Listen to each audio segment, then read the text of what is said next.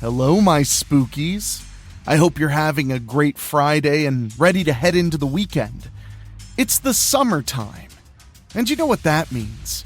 Not just sweaty hair and swamp ass, but it means you'll be outside, in the woods, on the lakes, rivers, mountains. Who knows? The options are endless.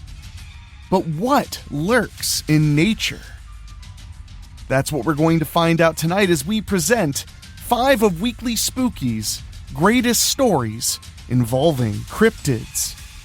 Cryptids are animals that some people believe exist and others deny, like the Mothman, Chupacabra, and so much more. So we're going to present these stories to you right now, and I believe you're going to have a great time as we start off with not just Mothman, but his offspring, after these quick words. I Had Mothman's Baby by Daniel Wilder, a Weekly Spooky original. Earl entered the mobile home located in Lot 151 of the Comf-E trailer park at roughly 9:45 a.m., but the inside of that residence was as black as a moonless night, save for a few beams of light that weakly pierced the room from some random cigarette burn holes on the makeshift blackout curtains that hung from rods starting to bow from the weight. The air was sweet with the heady elixir of dollar store wine gone sour, weed, and what could possibly be a week-old filet-o-fish sandwich from the local Big M. And of course, that old hoary chestnut, piss. Not content with the redneck aromatherapy he was getting at no charge, Earl turned on the flashlight on his smartphone to discover he wasn't in a mere trailer. Oh no, this was surely the den of some dragon that had confused absolute shit for treasure. Everywhere he shined the light, there were piles of pizza boxes, beer cans, and tabloids. Hello? He cried with a trembling voice. Only silence. Well, silence and a cat hissing somewhere from under a nearby mountain of debris answered his call.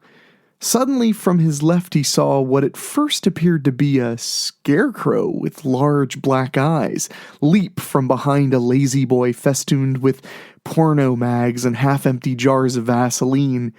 As the creature charged him and smashed him to the ground, he saw it was, in truth, a scrawny woman wearing large sunglasses.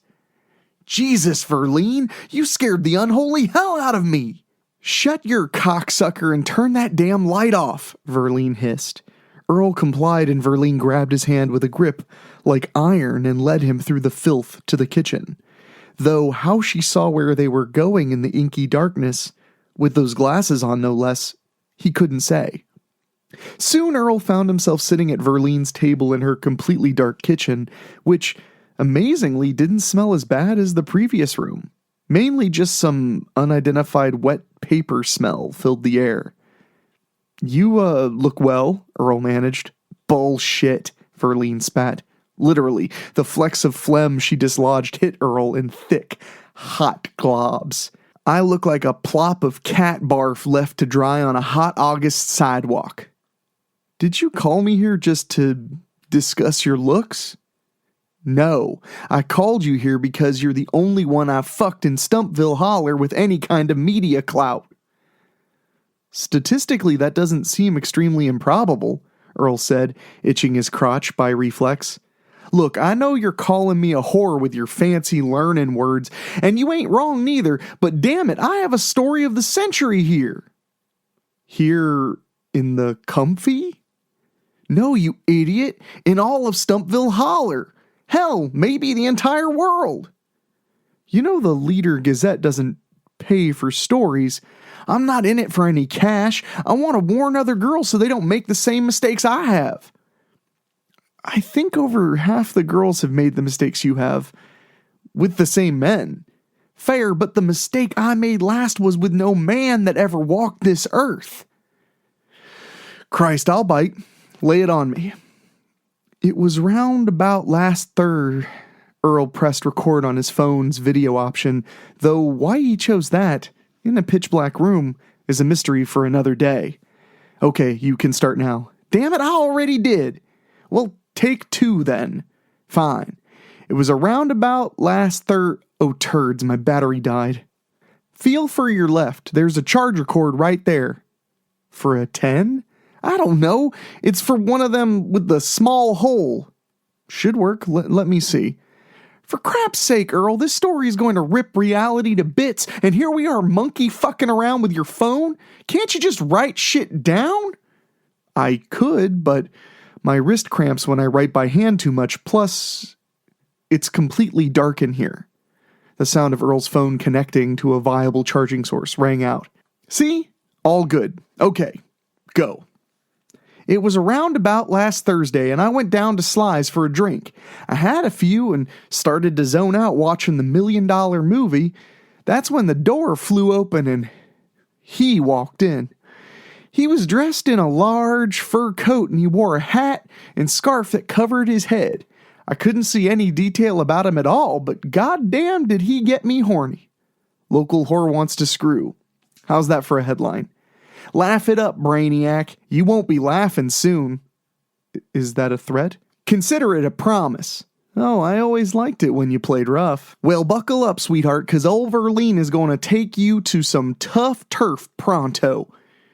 Anyway, over he saunters and he sits right down at the bar next to me, and I was mesmerized, only at the time I didn't realize it was that wing powder of his that was making me swoon so hard.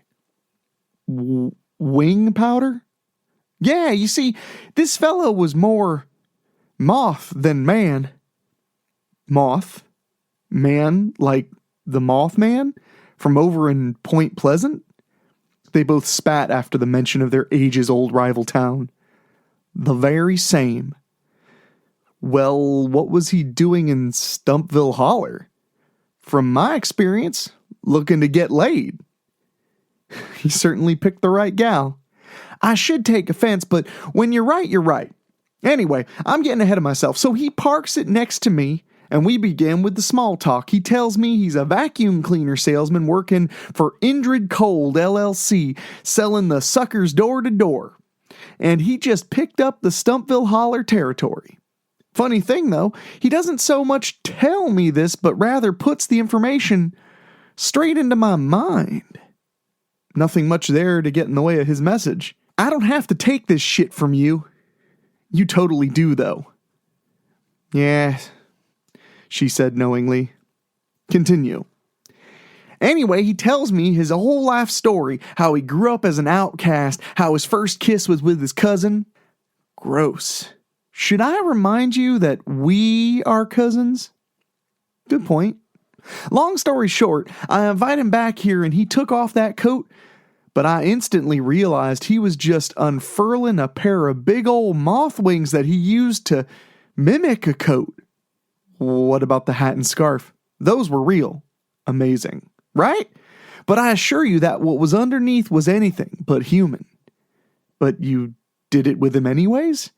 Remember that powder I mentioned earlier? That crap flew everywhere when he spread those damned wings, and I was powerless as that devil dust covered me.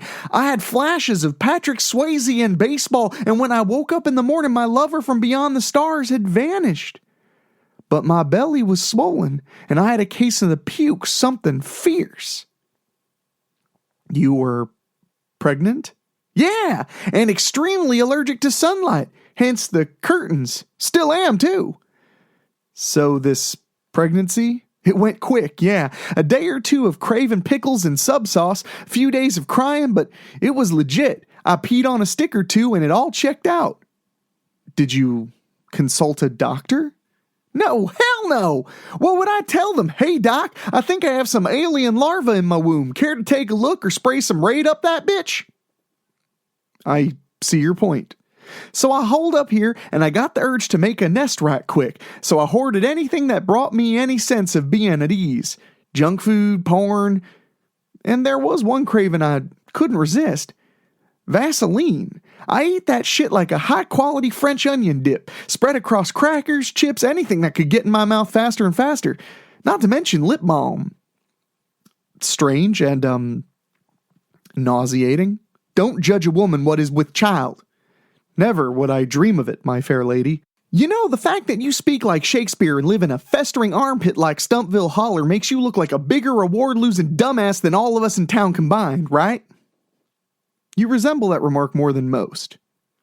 Thank you. That's mighty sweet of you. Now, where was I?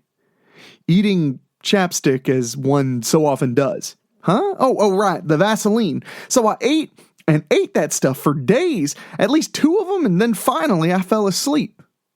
You were awake for 48 hours eating petroleum jelly the entire time? Sure was. It never occurred to you that that was strange? It occurred, I just didn't care. It was that damn powder, I tell you. I'm sensing you've had plenty of powder lately. Damn you, Earl, I am not high. Right, yeah. Then what happened? Well, sometime during my nap, I sat up in bed and puked that jelly up all over my cooch. I think I'll change that to groin in the piece if that's okay with you. Do what you must, Earl. Just make sure people heed my words. I'll do my level-headed best, Verline. So anyway, I woke up with my pubes itching something fierce. Then they came out in clumps, but I saved them in a jar just in case you think eggheads may need to give them a once-over after they read your piece. After this goes live, I may need to weave them into a coat to stay warm on the streets I'll doubtlessly be living on. You always was a kinky one, Earl. You get that from our grandmother. Both crossed themselves at the mere mention of the woman. That's when I noticed my entire private area was swollen and growing longer.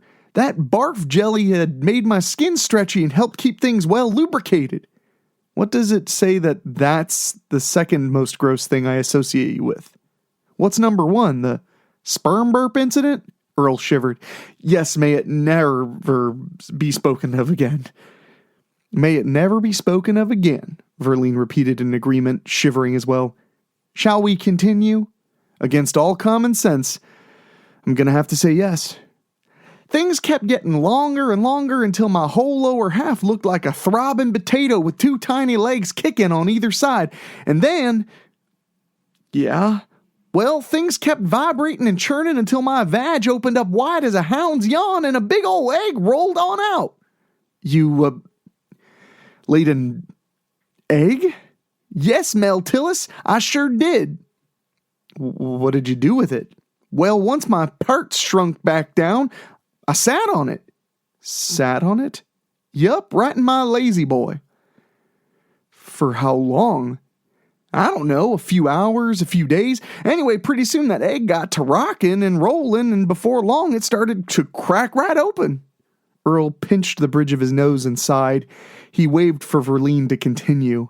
I don't know what I was expecting to crawl out of that shell-covered hell, but a giant maggot wasn't it, that's for sure.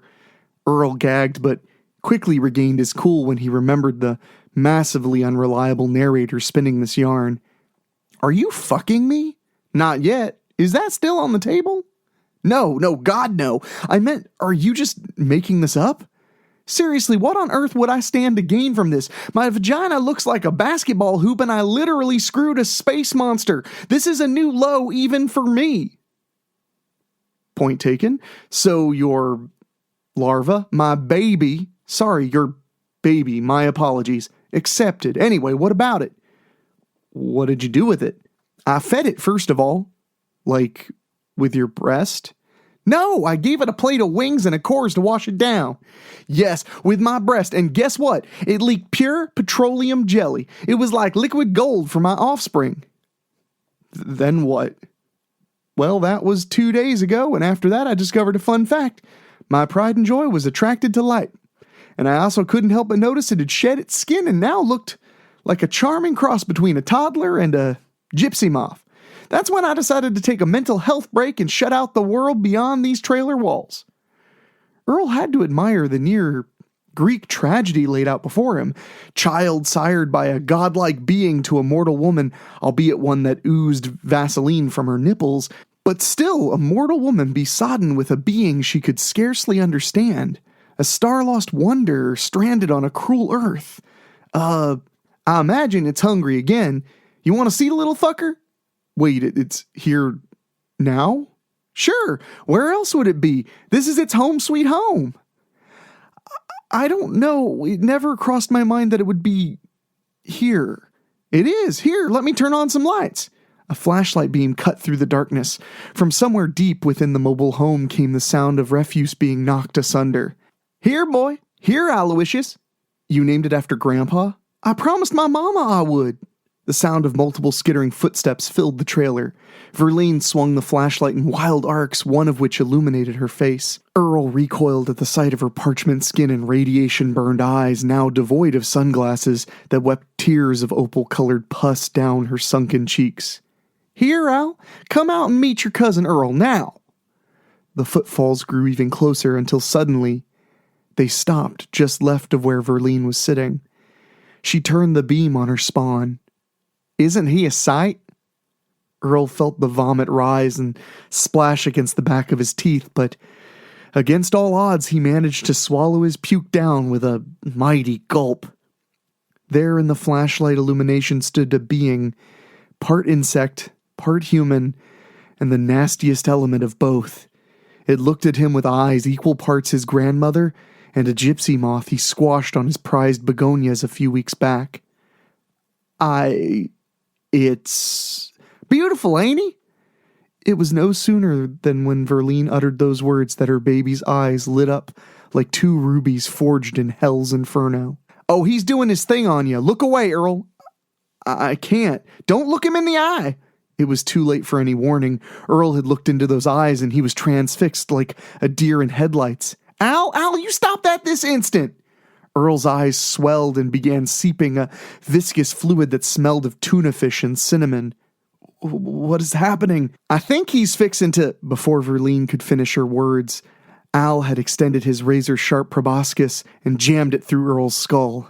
"Stop eating your cousin, you son of a bitch!" Verlaine was too late in her reprimand, as Al siphoned Earl's cerebral fluid, not to mention various other bodily fluids, in a fraction of a second, and left only a withered husk in his wake. Earl's corpse fell to the litter-strewn floor in an unceremonious heap. Al retracted his feeding tube and cuddled up in his mother's arms, purring softly. "Damn it! Now where am I going to find anybody else to tell our story?" Al burped and nuzzled close. "Oh well, maybe I can rub my goods against someone from the Gazette. It's only a town over." She spat a glob of thick phlegm on the floor. "But beggars can't be choosers when it comes to publicity. Ain't that right, baby?" Al cooed softly and drifted off to sleep. Not all cryptids necessarily live in the wilderness, or even necessarily outside. Some people believe there are unknown beings living all around us. But we wouldn't know about that, and hopefully, they don't know about us either. As the weather has gotten hotter and hotter, I know this story is guaranteed to chill. It's written by Shane Migliavacca, the man who wrote the first ever episode of Weekly Spooky, Mischief Night. He knows how to spin a terror tale like no other, and his stories always have an interesting bent that you're never quite ready for. But I absolutely adore them, so get ready to feed your need for fear with the Triangle People. It's a scary one, and it might already be right behind you. We'll hear it after these quick words. The Triangle People by Shane Migliavacca. Sarah Hoffman was nervous. Sitting at a table outside the cafe, she felt exposed. Sarah hated open places, so she had picked a table with a clear view of the entrance and parking lot. Better to see everyone's comings and goings. Not to mention, she'd seen them again. Just out of the corner of her eye, a figment of her fragile mind, no doubt. Brief flashes of people watching her, just out of focus. Sarah had started seeing them after the incident. "You're messed up, kid." Sarah picked up the folder on the table. Inside was a stack of glossy photos. She flipped through them. Her hands were trembling. They were all crap. Damn. What was wrong with her? She used to have a good eye for setting up a shot, but these were all framed bad. Beginner's shit, not something you'd see from a pro. Let's face it, you've lost the passion. Sarah loved photography, setting up shots, making every one of them a work of art. All she'd need was the next assignment to keep her going. And now, what had changed? You saw that man die. He hadn't just died. He died in your arms. Sarah had been covering a flower expo, of all things. Should have been an easy payday, a real piece of cake. Except for the man with a gun. He opened fire on the crowd, 10 wounded, 4 dead, including the shooter. He'd been there to kill his ex-wife. She'd been only wounded. One of the dead, Tom Hilston, he'd been in front of Sarah when the shooting started. Had he not been standing there? She took a deep breath.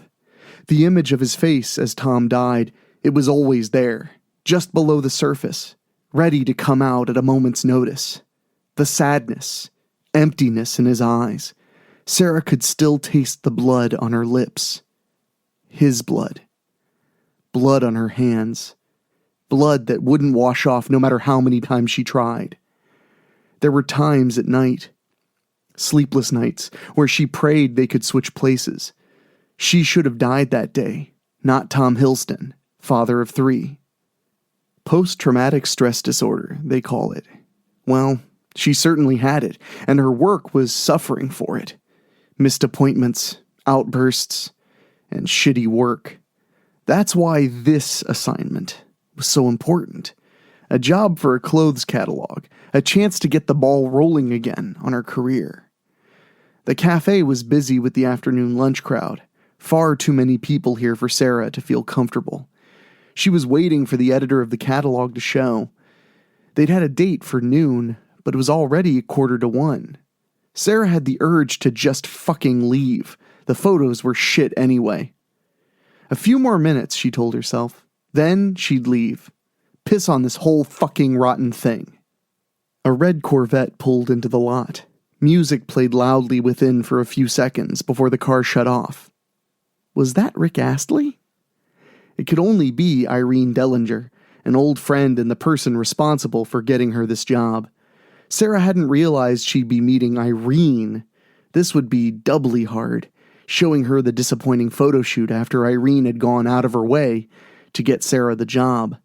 Some of the patrons shot Irene dirty looks as she strode over. No doubt they weren't fans of her choice of music.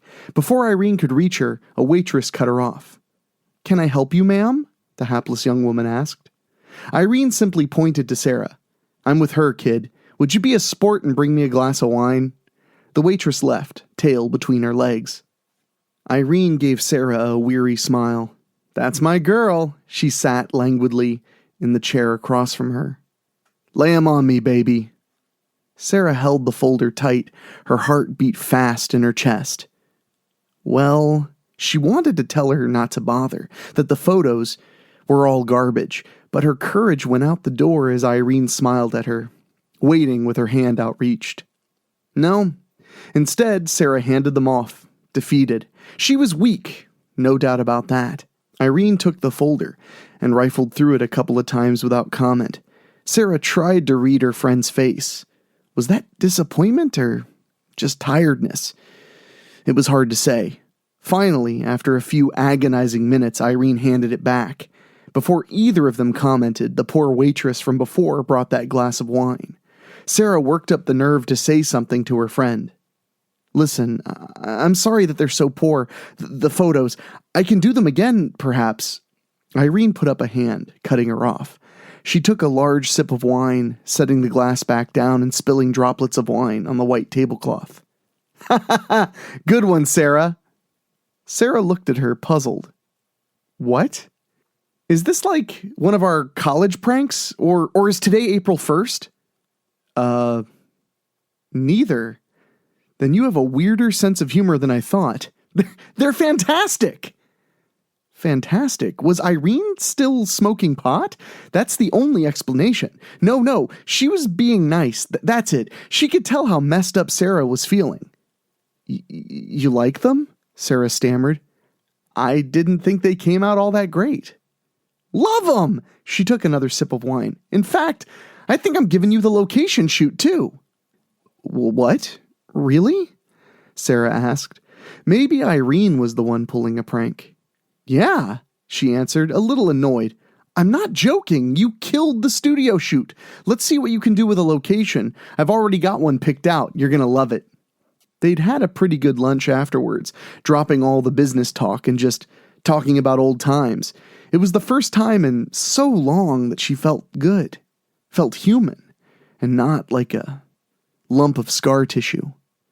As Sarah was walking back to the car, she stopped and waved to Irene as she pulled out, music again loudly pouring from the car's speakers. It was, in fact, Rick Astley. Over the din of Rick's voice and the car engine, Irene hollered to her, "It was fun, Home Slice! Catch you tomorrow!" With that, she sped off, breaking God knows how many traffic laws. Sarah couldn't help herself. She smiled. Perhaps it was the turning point she'd hoped for. A second chance. Redemption. Irene might have thought she'd love the location, but Sarah had other feelings about it altogether. The place was horrible. An old, abandoned building at the center of the city.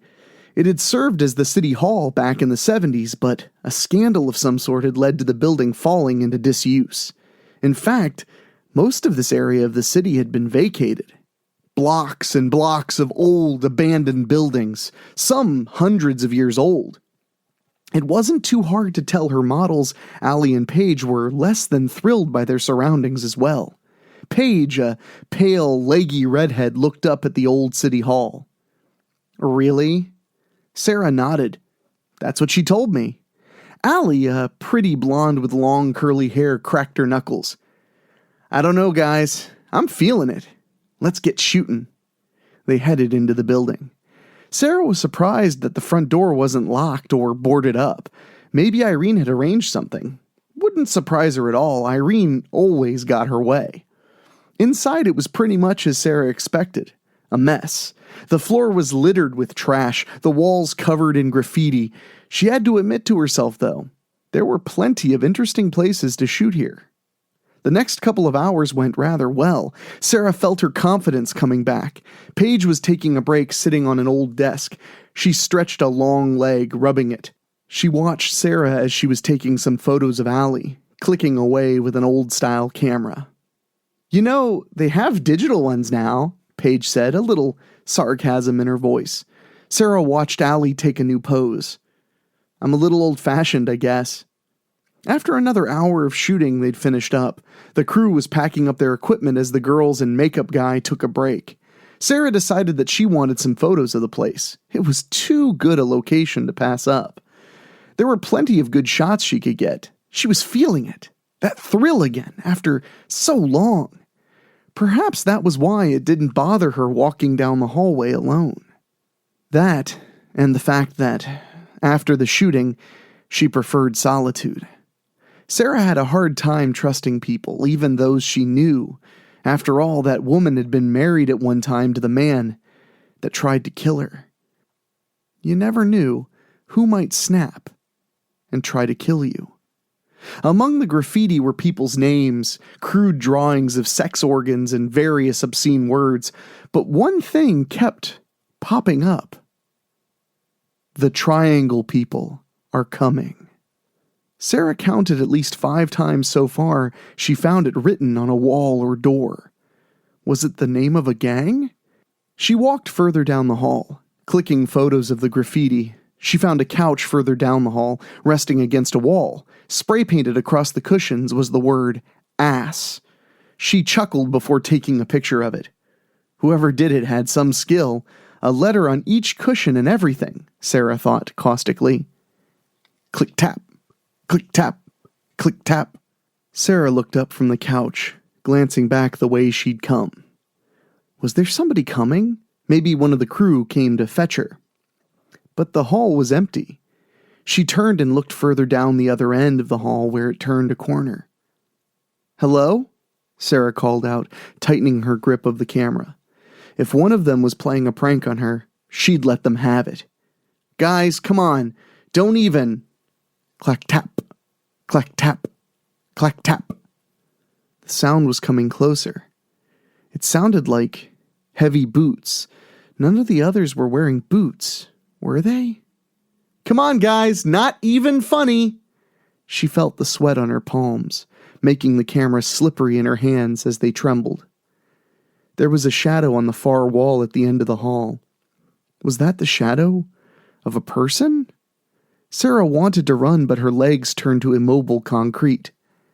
Click tap, click tap, click tap. She could make out the vague shape of a person in the shadow. They were just around the corner, coming this way. It was them, the ones she'd seen, the ones that were always watching her.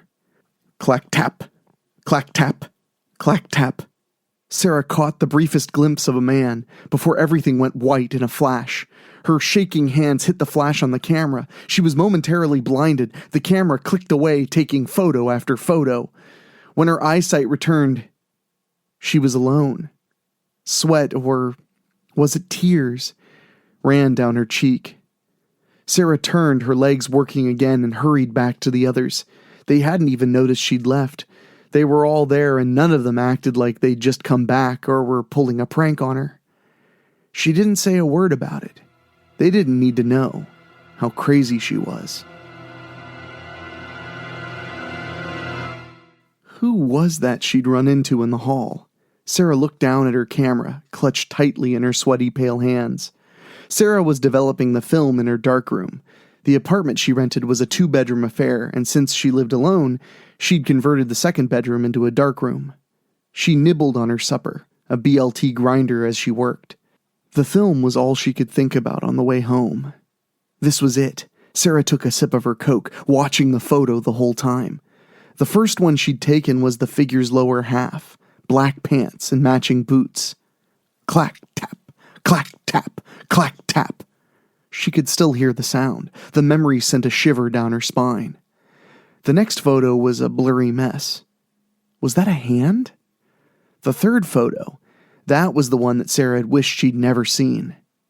The man, if that was in fact a man in the photo, had a face that appeared to be carved from coal.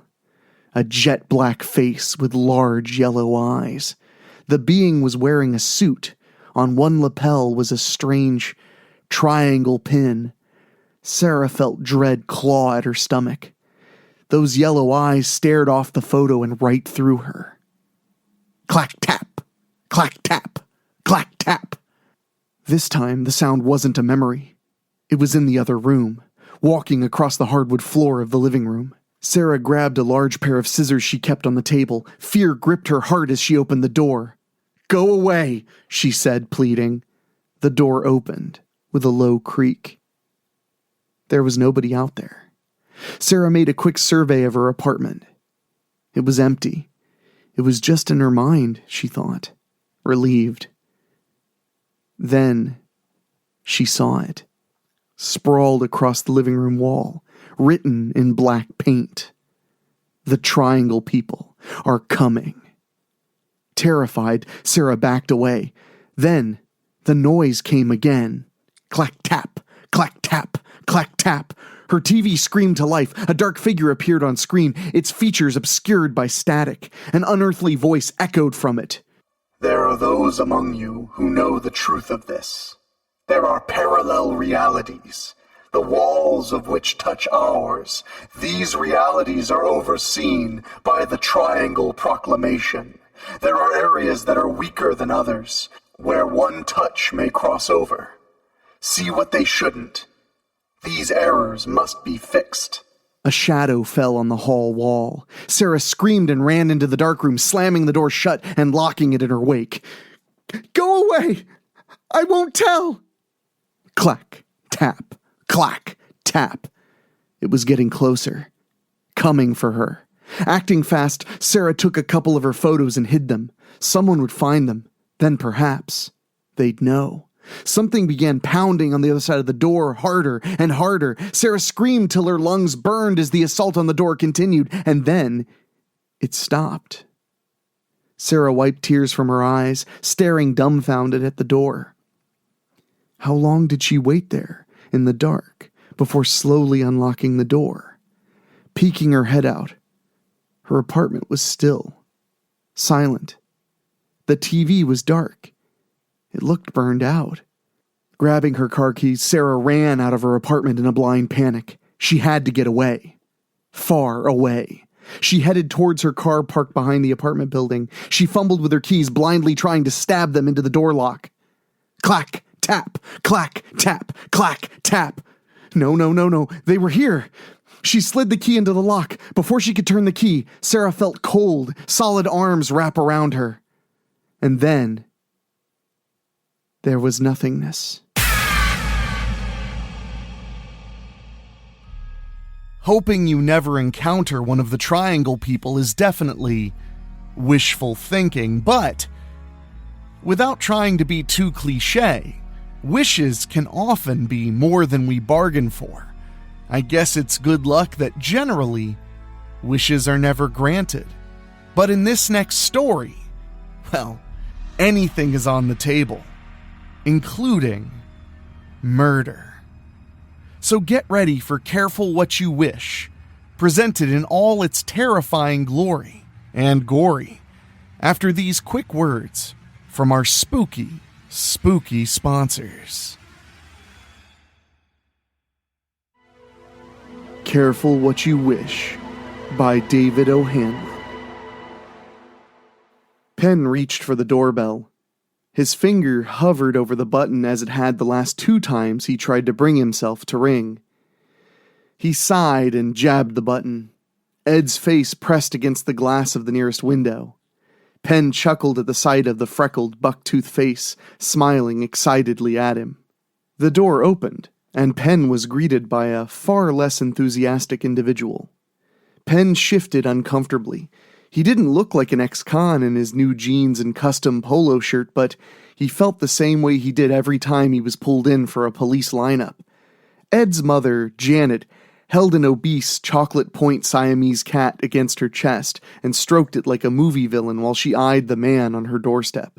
Janet slipped her robe up over her shoulder and raised an eyebrow. "You're Ed's friend?" Penn shifted the brown paper bag into his left hand and extended the right. "Yes, ma'am. I'm Penn." "And you've been in a few too, would be my guess." She waved him inside. "You're gonna let the other cats out." Penn stepped inside and glanced around the restored brownstone. 3 tabbies lounged on the furniture. A Maine Coon lifted its head from the arm of the recliner to survey a new arrival to its domain. The cat was seemingly unimpressed by Penn and went back to sleep. Penn turned to Janet. Ed had told him his mom used to be a famous model, but the horrible marriage and subsequent vodka and Valium-based diet hid the fact now. Janet looked like she would be bumming smokes outside a 7-Eleven. Penn felt a tinge of guilt. He knew better than anyone not to judge a person by their circumstances. She dumped the Siamese onto the love seat and straightened her pajamas before pulling her robe closed and tying the belt tightly around her slender waist. "Don't you think it's weird hanging out with a 10-year-old boy?" Janet snapped the elastic from her bun and let her brown hair fall as she walked past him and into the kitchen. She grabbed a glass from the dish strainer and banged it onto the countertop. "You're like 30 after all." Penn shrugged. "So are you." "Thanks for rubbing salt in that wound." Janet poured orange juice into a glass and reached for the Popov bottle atop the fridge. "You can have something to drink if you like. Lactose-free milk, sugar-free Kool-Aid, caffeine-free tea. We even have that shitty soda that lacks all of the above. I've got a water bottle in the truck, but thanks." "Cut the shit, Penn." Janet sipped from the bottle before pouring a splash into the juice. "The boy's allergic to everything. No one hangs out with him because they want to. The last date I had was 4 years ago, and Ed broke out in hives because of the guy's cologne. He has to wear a dusk mask to walk through the living room because of the cat hair. The inhaler, the EpiPen, anxiety meds, and Allegra for sinuses, seizures at the movies, motion sickness at the fair, panic attacks at the mall. There's nothing you can do with him. Ed shouldn't even go to the park or wherever it is that he spends his time. What do you really want with him?" Ed sneezed around the corner. Penn wasn't sure where the boy was, but knew he was within earshot. Janet's eyes flicked toward the noise and back to Penn. Calling her son a loser clearly wasn't outside of the norm. Penn's fist tightened, crumpling the paper sack noisily. "Health-wise, there's a lot of things wrong with Ed. Everyone else sees those conditions as things that make him weak." I see them as the reasons he's got such a big goddamn heart. Penn stepped closer to Janet and took the glass from the counter before she could drink it. They're Ed's conditions. But you're right. They do interfere with your life. You have to take the extra precautions, and I bet that's exhausting. Don't you patronize me. I'm not. Honestly, I can't imagine what you've had to sacrifice to protect him, but that doesn't change the fact that Ed doesn't get to be a kid. Penn chugged the screwdriver and scowled at the aftertaste. He cleared his throat. What I want is to take him for the weekend so he can experience a sleepover, watch cheesy horror flicks, play too many video games, and eat a fuck ton of red and green gummy worms with his friend the way regular kids get to. And you can go to the spa or the mall or on a date or at least to a liquor store for some better vodka. You're one ballsy son of a bitch.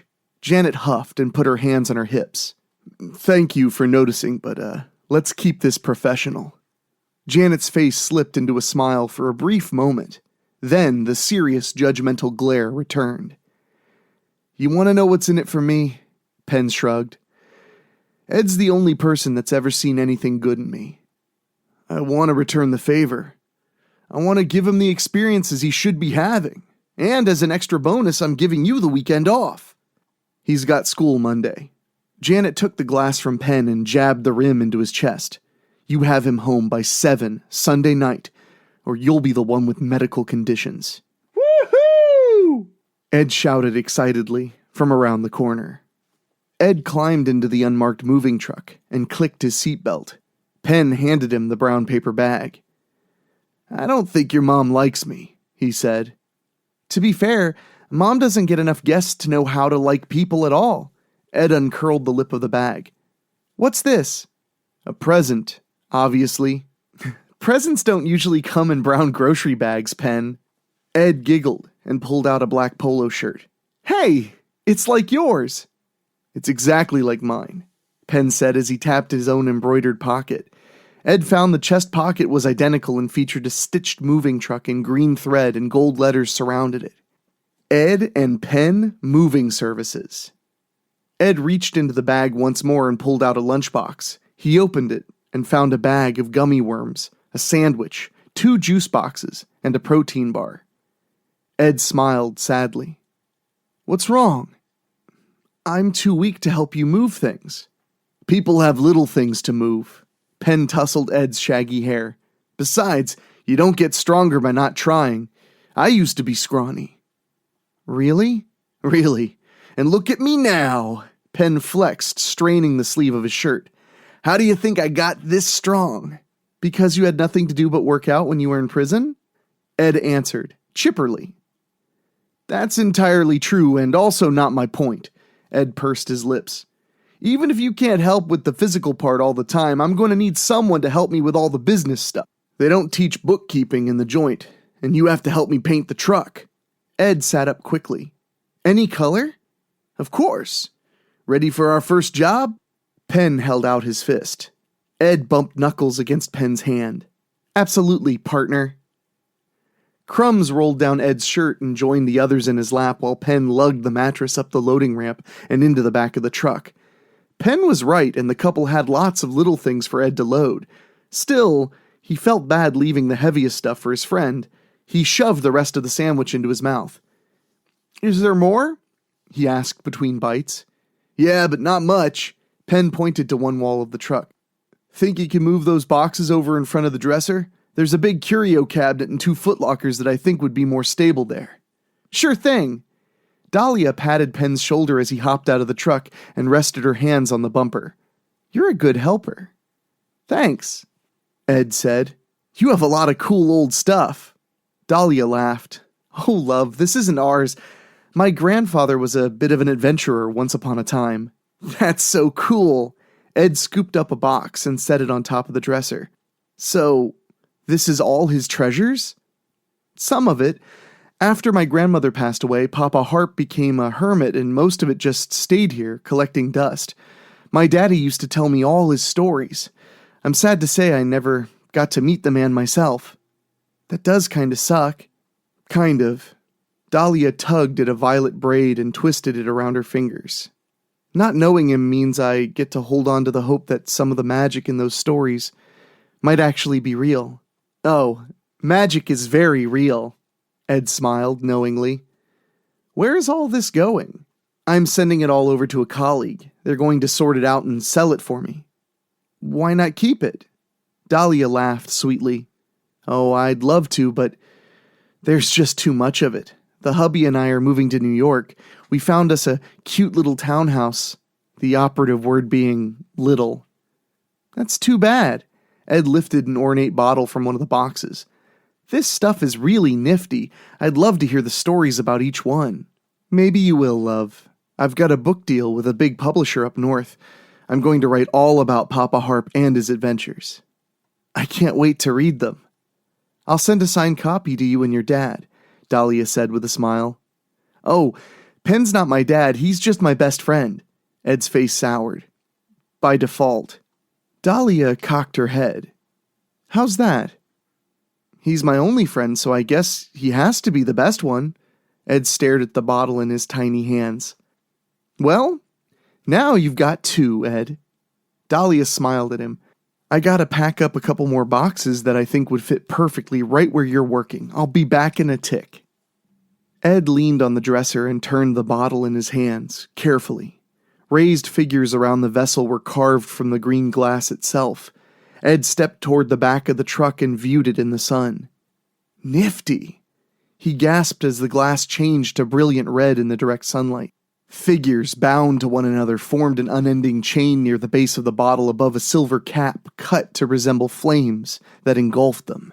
A cutout figure towered over them with a staff in his hand, and the neck of the bottle was shrouded in a silver sleeve with intricate engravings of stars over the man. On the opposite side of the bottle was another figure, bound by a giant snake with a hood over his head. He turned the bottle upside and felt the weight shift, then held it up to light to discover it was empty. He shook it again, feeling the invisible contents bouncing about. No freaking way!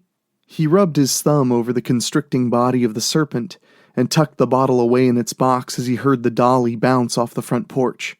This is so cool!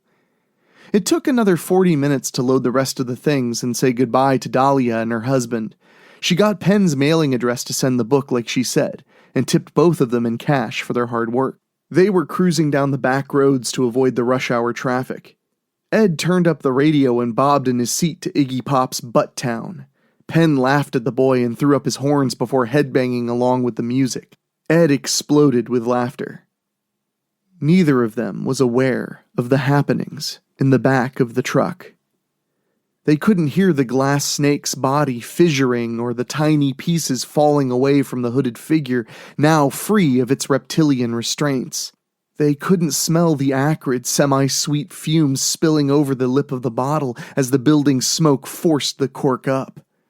Penn checked the time on the dashboard clock and grunted. "What's wrong?" Ed asked. "I was hoping we'd have all this dropped off before dark so we could go to the park and get those hot dogs you like so much for dinner. If I'd helped more, we might have been done faster." "Don't do that. It's not your fault. It's our first gig. We'll get faster." He shrugged. "Besides, there's a place nearby that has these huge conies with every topping imaginable." "Like?" "They've got one called the Gut Buster where the dog is inside onion rings in a cheese-toasted bun and drowned in chili." "Sweet. I think I'll have 2 of those." They both laughed. "Can we go to the mall?" Ed rubbed Dahlia's $20 tip between his fingers. "Sure. We can do whatever you want, kid." He squeezed Ed's shoulder reassuringly. "But I thought you didn't like the mall." "I'll take an extra anxiety pill." Ed hung his head. "I want to find Mom a perfume I'm not allergic to." Something thumped in the back of the truck. Shit. Penn slapped the steering wheel. I forgot to strap the mattress down. Penn pulled over and unbuckled. Ed's eyes grew wide as he realized the source. "Don't go, Penn. It's not much further." "It'll only take a second, kid." Penn winked and stepped out, skirting the side of the truck in case of passing cars. Ed clambered out of the truck and watched as Penn rolled the door up. Penn sniffed the air and fanned his hand in front of his face.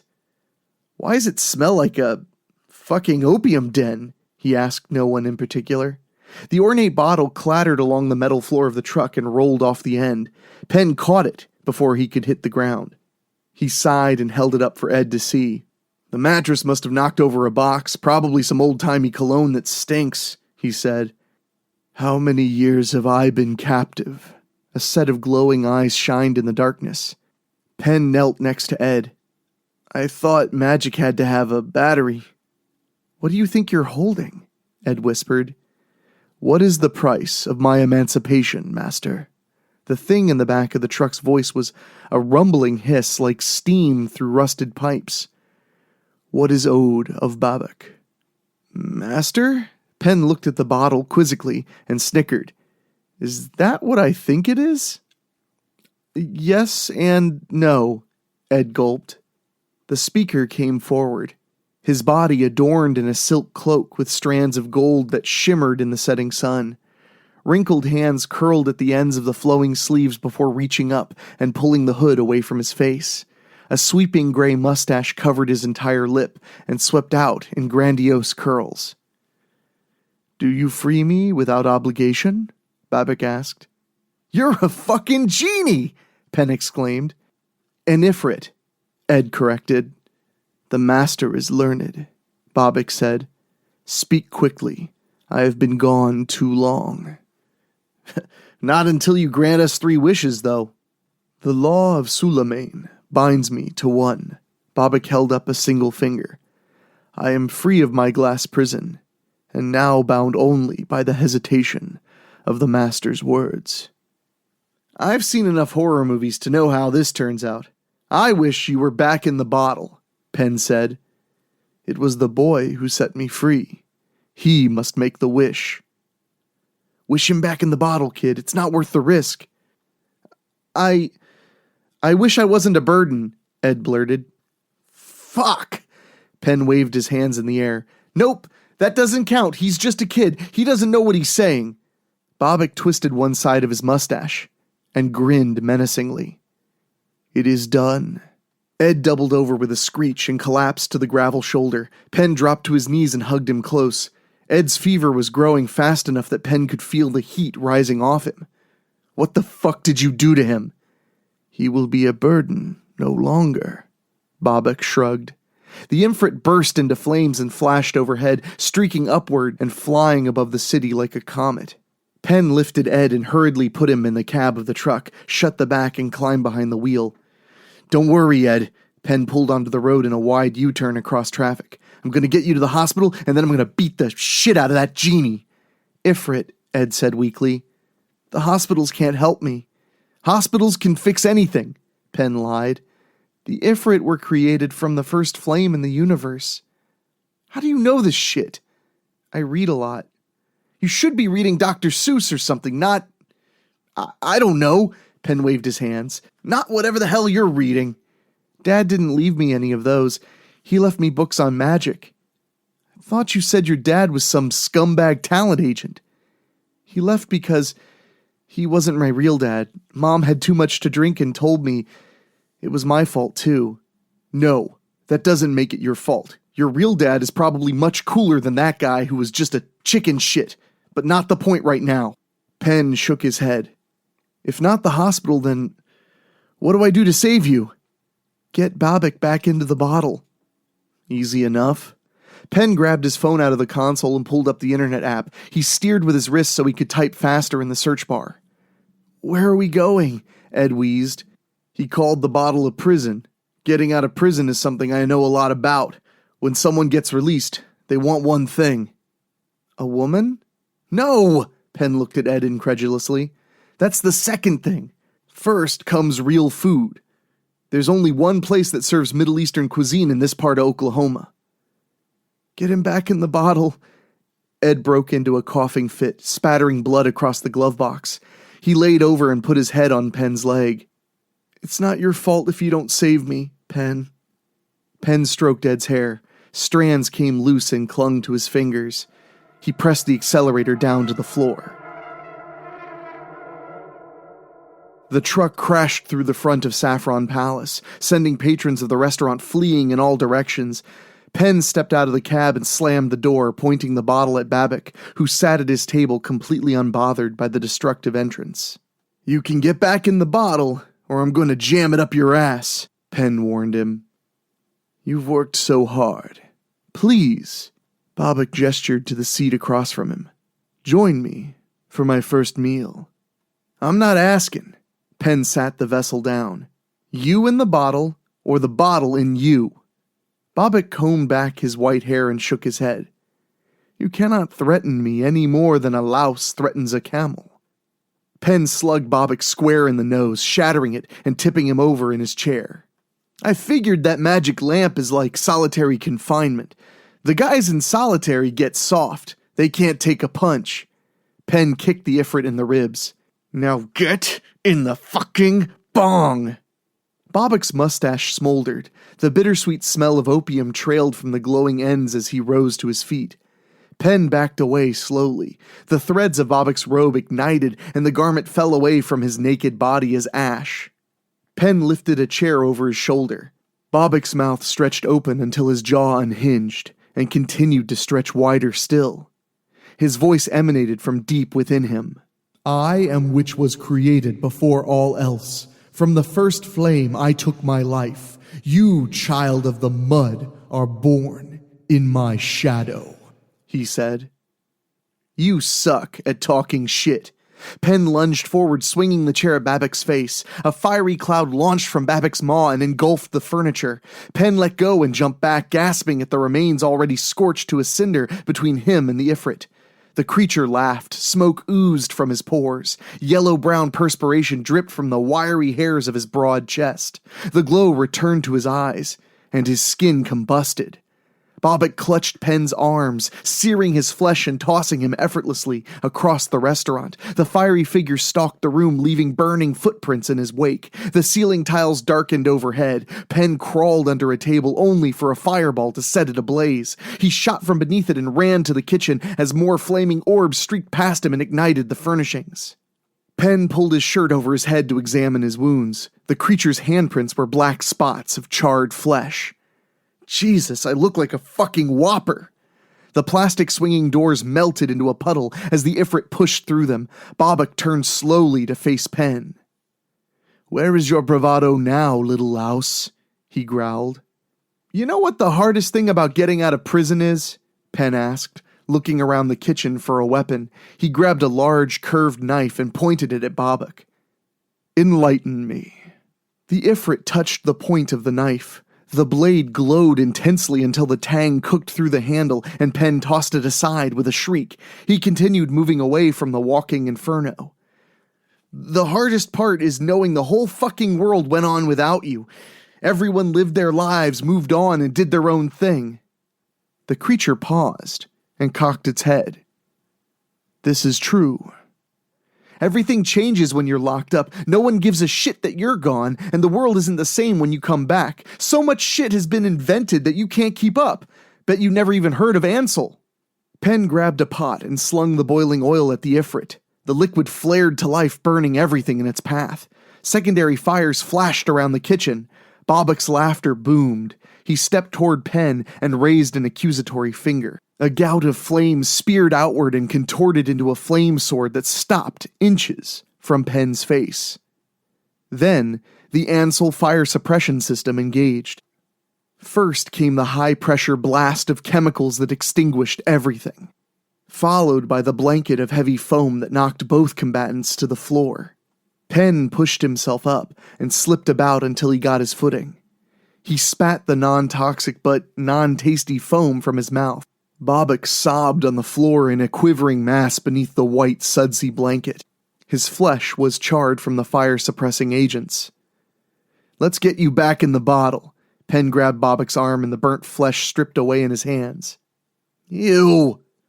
The Ifrit curled into a fetal position as his cooling skin crumbled and broke away, leaving a human-shaped briquette on the floor. "Fuck!" Penn kicked the corpse and it shattered into soggy ash. "You weren't supposed to die. I need you to fix Ed." Something stirred among the debris that used to be Babbitt's ribcage. "What the shit?" Penn knelt to inspect the movement. He dug his fingers through the slog, revealing a green fist-size orb stretching open within the Ifrit's body. The red poppy petals pushed through and twisted open. The petals shuddered, and the oversized flower moved shakily across the ravaged organs beneath it. Penn touched the petals. The flower twisted violently, and the 4 vice-like fangs buried deep into Penn's hand. He jumped back, howling in pain. The fake flower lost petals as Penn shook his arm violently, revealing the creature whose back it grew on. Its spindly legs fought for purchase as it was slung back and forth. Penn banged it against a countertop, freeing himself from its bite. At a cost. He grimaced at the exposed bone before reaching for a towel to wrap around the wound. A cowering cook ran past Penn and into the wrecked dining room. Penn ignored him and followed the monster's tracks through the foam and out the service entrance to the alley beyond. He groaned. The overhead lights left pools of piss yellow between the restaurants and the nearby buildings. "Come out, Babak," he called. The Ifrit did not oblige. Thin digits caressed Penn's bare shoulder and squeezed the tense muscles, sending a ripple of goosebumps up his spine as he whirled around. The creature wasn't there. Just the cook. The diminutive Iranian man glared at Penn from behind thick lenses that occupied entirely too much of his dark face. The man held up the magic bottle. "You forgot this," he said softly. "It seems to be missing the cork." "Shit. I hadn't thought of that." Penn took the bottle. The man reached into his white smock and produced a cork of his own. He held it up, showing Penn the burned-in hexagram on its wide top. "I think you'll find this one fits perfectly." The man scampered away. "The fuck am I supposed to do with the bottle?" The cook stopped at the door. "Put the Ifrit back inside. Do you know nothing?" "As a matter of fact, I don't." The cook rolled his eyes and sighed. "Ifrits don't like light. Flush it out, nail it to the earth, invoke the name of Suleiman, and return it to its vessel at once to undo any wish it is granted. It's not that difficult." The man disappeared inside and slammed the door. Penn's shoulders sagged. He put the cork between his teeth and pulled out his phone, flipping on the flashlight. "Okay, I got light and a bottle. Where do I get nails? I don't see a hardware Oh, motherfucker!" Penn cast the light down and found the source of the sudden pain. He lifted his foot, and with it, the broken slat of a pallet. He slid down the brick wall and pried the board loose. The rusted nails squeaked as they passed through the rubber sole of his boot. "Oh, good. Now I have nails." He panned the light around. Nothing moved. He tilted the phone under the dumpster beside him. The monster screeched and lunged from its cover, attacking the phone and knocking it to the ground. It scurried away and Penn crawled after it until he could get his feet under him and run. The thing's 10 legs carried it much faster than Penn could hobble. It cleared the alley and found itself in the glare of a streetlight. The Ifrit screamed again and bolted around the building. Penn rounded the corner and searched for the thing.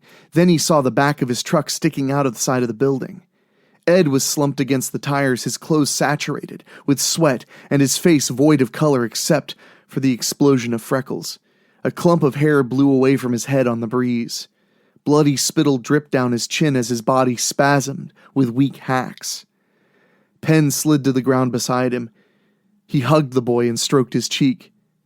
The fever was gone, but Ed's skin was deathly cold in its wake. "Come on, kid, you saved me. Stay alive long enough to let me pay you back."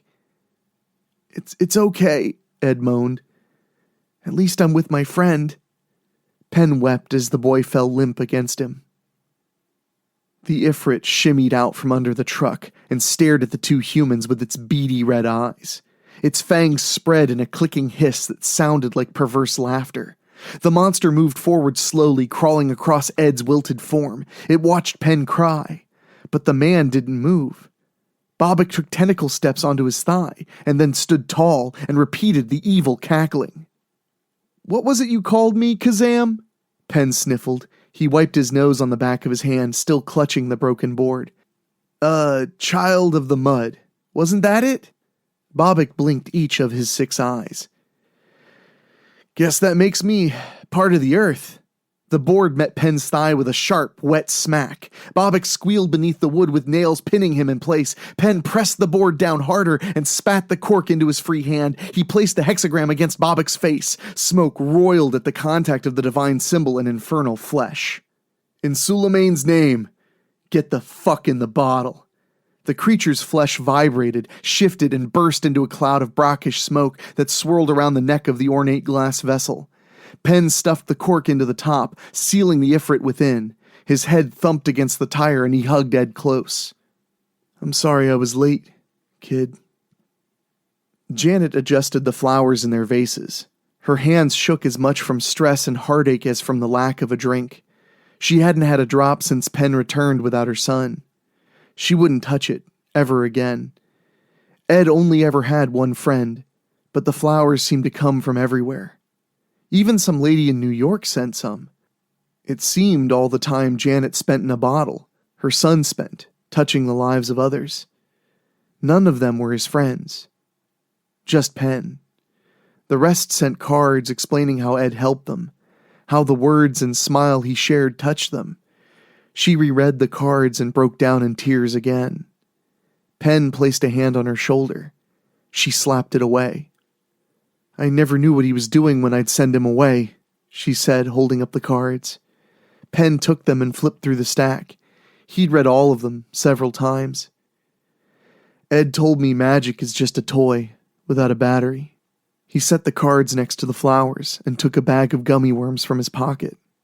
He'd picked all the other colors out, to leave only Ed's favorite red and green ones.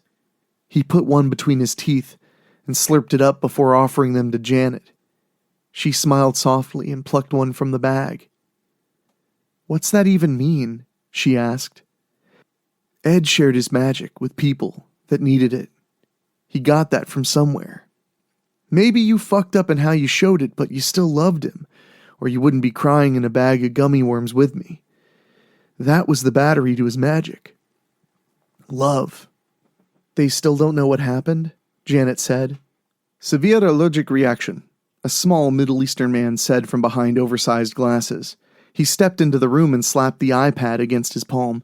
"Possibly something found in the second-hand moving blankets inside Mr. Pennington's truck." "Pennington?" Janet glanced up at Penn. Penn pointed at the man.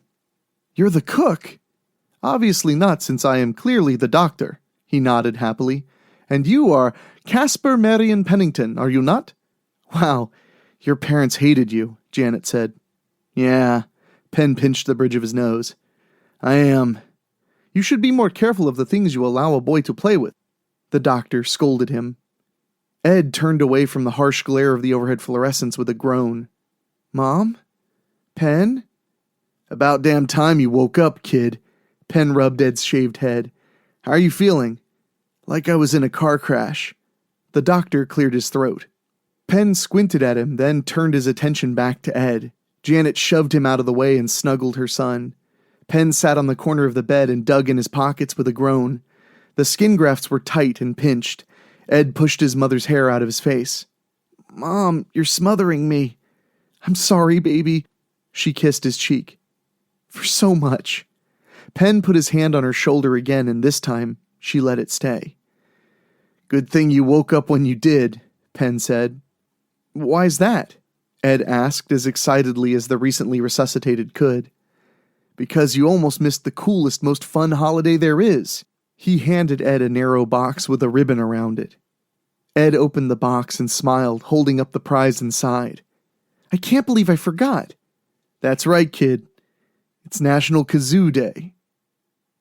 The end.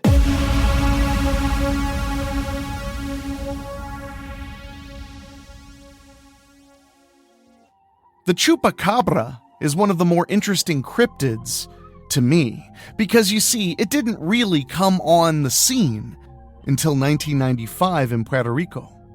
But since then, the legendary goat sucker has captured the imaginations of millions upon millions worldwide, and especially in the Hispanic communities of the United States.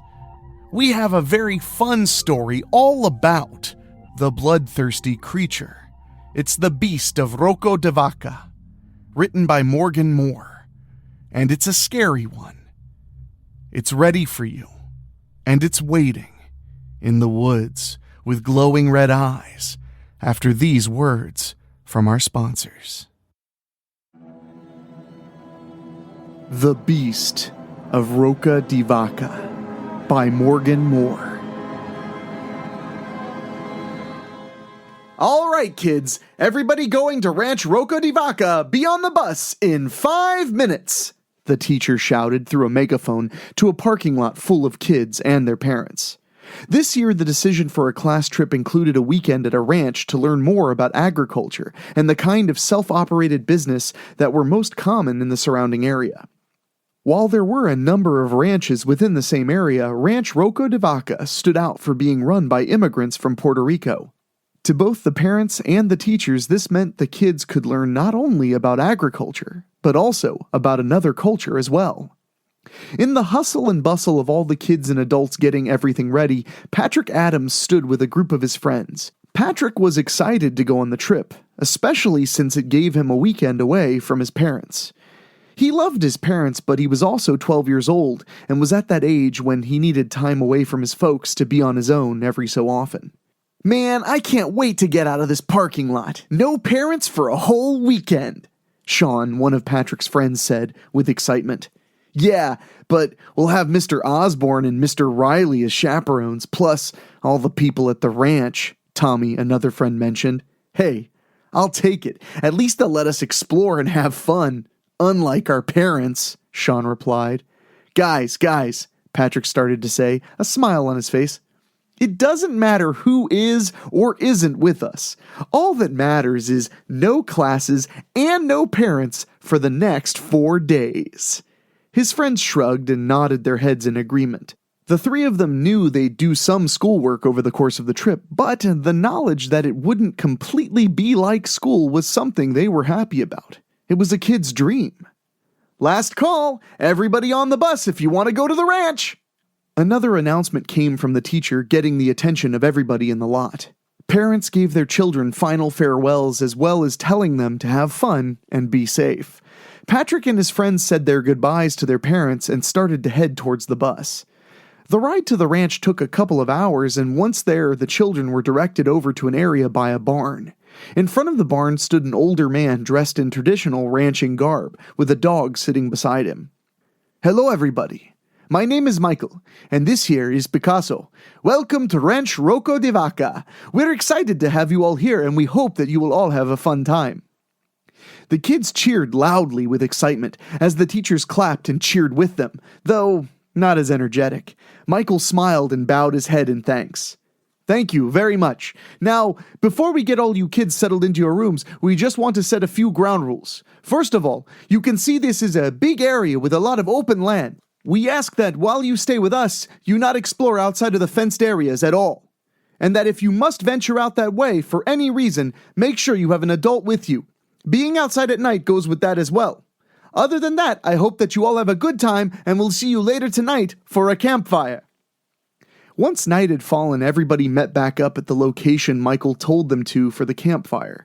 It was a fun time with hot dogs, s'mores, roasted corn, perfect for kids that had been cooped up all day with just snack food.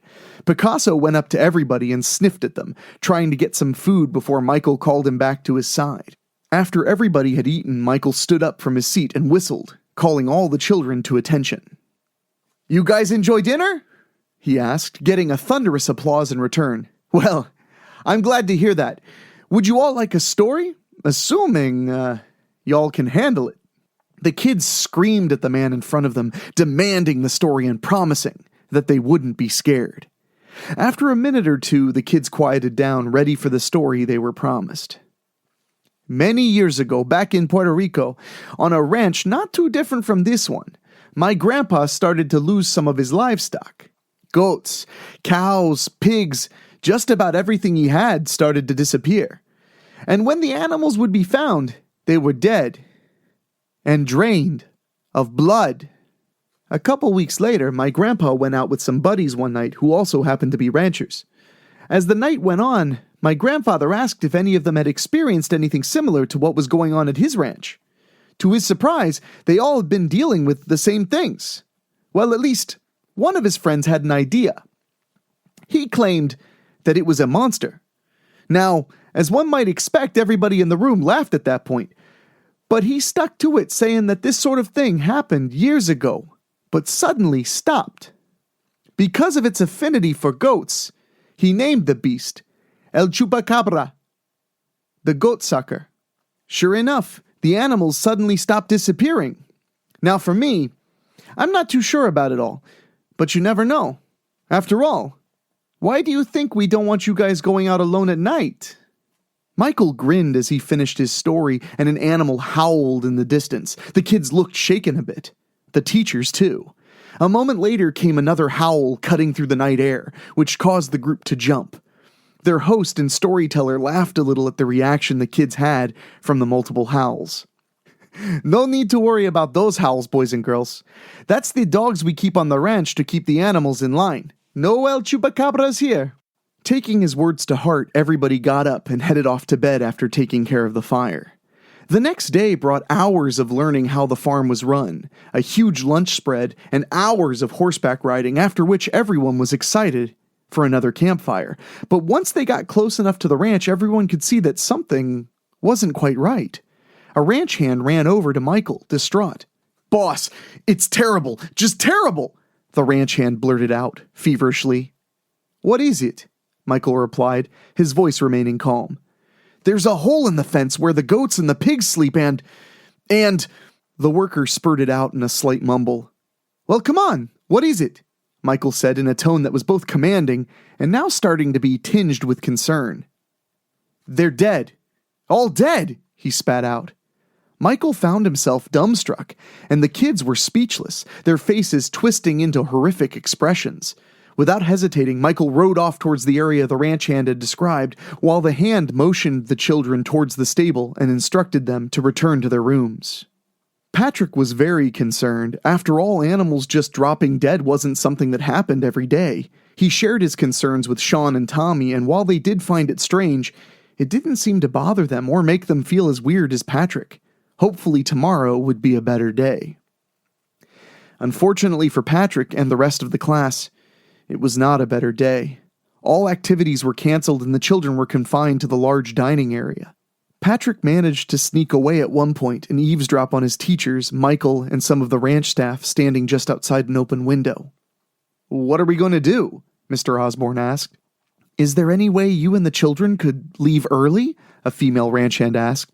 "No," Mr. Riley started. "Unfortunately, the bus won't be back until tomorrow morning.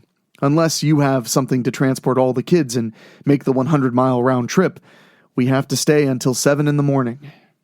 "Well, that settles it then, doesn't it? Keep the children in their rooms for the remainder of the day. Only let them out for dinner. I'll have some of the workers stand guard by the doors. That way, if a child needs to go to the bathroom, they can have a chaperone. Tonight, me and some of the other workers will stay up to keep watch over the ranch." Michael spoke calmly, but seriously. The teachers nodded and Michael and his staff turned and left. "I cannot believe this is happening. I thought the school said everything about this place checked out perfectly fine," Mr. Osborne asked his colleague. "It did from what I saw. Besides, you can't control what goes on in nature," Mr. Riley replied with a sigh. "You're right, but still, you would think they'd have this more under control. Almost all the animals are dead. Drained of their blood. It's just weird," Mr. Osborne mused. "You've got that right," Mr. Riley said. The two then walked off, continuing to talk as they went. "No way," Tommy said after Patrick finished telling him and Sean what he'd overheard. "Yeah, Patrick, there's no way a monster is responsible for everything going on," Sean chimed in. "Come on, guys. It would be one thing if they dropped dead, but I heard them say there was no blood at all," Patrick retorted. "It could just be some wild animal that broke in," Sean offered as a potential explanation. "Okay, so it is a wild animal, but the fences are made up of barbed wire. If any animal broke in to kill the livestock, it would have been cut from the wire." "No blood, remember?" Patrick shot back. "All right, so it is that Chupacabra monster. Why does it matter to us? If we're just going to be stuck here all day, then we'll be safe," Tommy said. "Because wouldn't it be cool to say you saw a monster?" Patrick asked. "I mean, yeah, but nobody would believe us. You would have to have photographic proof." "Wait, no way, Patrick," Tommy said, figuring out his friend's plan. "Come on, Tommy, it's simple. We just hide after dinner so we don't get locked in here. We bring your camera with us and we go on a little monster hunt. Once we get our proof, we run off and sneak back into our room. There's nothing to worry about, Patrick explained to the two of them. Pat, that sounds really dangerous. I mean, if there is a monster, what could it do to us? Plus, we'd get in loads of trouble if any of the ranchers caught us, Sean mused. We're going back tomorrow. What possible trouble could we get in? I think you guys are just scared. You guys want to join me and have some fun before we go home, or do you want to just stay in here bored out of your minds? Patrick asked. His friends looked at him, and then at each other. After a few minutes of silence, the two spoke up together. Okay, we're in. That night, the boys put their plan into action. The tricky part was figuring out how to stay under the radar so that they didn't get sent back to their room after dinner. Patrick, Tommy, and Sean decided to leave dinner early and head back to their rooms ahead of everybody else. Once they were outside, the three boys carefully made their way into one of the barns and hid by a pile of hay and began to wait. Through the cracks in the walls of the barn, they could see the light shining in from outside, and, once the light faded completely into darkness, they emerged from their hiding spot. When they exited the barn, the calmness of the night sent a shiver down their collective spines. None of them were afraid of the dark, but being on the ranch at night, while a monstrous creature might be on the prowl, was something that put all three of them on edge. Patrick took the lead, brandishing a flashlight he swiped earlier from a storage closet in the building where the rooms were. He turned it on and looked at Tommy and Sean, who returned his gaze. The three boys nodded and then started to make their way around the ranch. They moved slowly and carefully, making sure they weren't spotted by any workers, but also making sure they didn't miss anything. "This is boring," Sean whispered. "Be quiet," Tommy whispered back. "Back at ya," Sean responded. "Both of you, shut up," Patrick shot at the two of them. The trio continued to make their way around the ranch, not wanting to potentially have missed anything. After the second walkthrough, they agreed that there was clearly nothing going on and decided it was time to head back. When they reached the front of their building, they stopped for a bit. "Well, that was a whole lot of nothing," Sean stated, yawning afterwards. "I gotta admit, Pat, that was pretty pointless. Look, I know the way those animals died is weird, but we searched the whole ranch, twice. It isn't a monster," Tommy said. Patrick sighed and shrugged a little bit. "I guess you guys were right. Sorry I kept you both up. But hey, at least we didn't get into trouble. Let's go to bed." The three boys started to open the door, but they stopped when a horrible shriek filled the night. They looked at each other in shock. Without hesitating, they raced to where they thought the noise originated from. As they got closer, Patrick went to raise the flashlight, stopping in sudden terror when he saw what was in front of him. The suddenness of his stopping caused Sean and Tommy to crash into him. The trio tumbled to the ground, sending the flashlight rolling away. When they looked up towards where the light shone, all three of them started in terror. In front of them was a creature squatting over a dog, licking its lips. The beast looked like a mutated mixture of a wolf and a bat, a sharp spike-like spine poking out from its back, its eyes glowing deep crimson. This creature, this thing, matched Michael's description of El Chupacabra. Patrick, Sean, and Tommy stood up slowly, fear taking over their bodies. The monster roared and started towards the boys. They ran, taking off as fast as they could, El Chupacabra roaring again and gaining on them quicker than they expected. So quick, in fact, it passed them and stopped in front of them, standing up in its full height, drooling and growling like a dog interrupted from eating. All three boys stopped suddenly again, sweating bullets with every nerve in their body on full alert. The monster started to walk towards them slowly, eyeing up its new prey. They wanted to run. They needed to run, but the fear paralyzed them in place. Tommy, Sean, and Patrick could think of nothing, do nothing. They were simply stuck with the towering, unholy creature in front of them. Suddenly, Picasso came rushing from behind them and jumped on the beast. The dog bit into the neck of its enemy and shook its head, digging in as much as it could. It seemed to work as El Chupacabra cried out in pain. However, it didn't work for long, as it ripped the dog away from its neck before taking a bite out of it. El Chupacabra threw the dog away like a piece of garbage. Picasso hit the wall of the building and fell to the ground, staying there, motionless. The beast turned its eyes back towards the boys. This time, though, they had enough of their wits about them to start running again. The monster chased after them. Everywhere they went, the monster followed, cutting them off time after time. Patrick, Sean, and Tommy somehow managed to always pivot at the last minute, the beast shrieking in anger each time. Barks soon began to fill the night as the sound of the beast stirred the security dogs, soon joined by voices echoing behind them in Spanish. "We need to get inside! Anywhere!" Tommy screamed feverishly at his friends. The boys darted into the first building they saw, a small barn filled with farming equipment. El Chupacabra stormed in after them, ripping the doors off their hinges. It roared at them and once more began to move towards them. Patrick and his friends backed away from it slowly, grabbing anything they could to throw at what was in front of them, though none of it had any effect on the monster. Soon they found themselves backed against a table, each boy feeling around for something to use as a weapon, though their efforts proved fruitless. With the creature almost right in their faces, they came to the conclusion that this was it. This was where everything was to end. A bang shot through the barn, and El Chupacabra swung its body around. Michael stood there, holding a shotgun aimed at the monster. It rushed at Michael and slammed him down to the ground, then kicked him away. Michael crashed into the metal wall of the building, leaving behind a dent. As the creature was about to go in for the final blow, Picasso slammed into the leg of the beast and started tearing at its leg. The dog let go and backed up as its opponent shrieked. Picasso rushed at the thing, and the two went tumbling to the ground, biting at each other ferociously. Sean and Tommy sprinted over towards Michael, screaming out for help. Patrick, however, ran after the two fighting animals.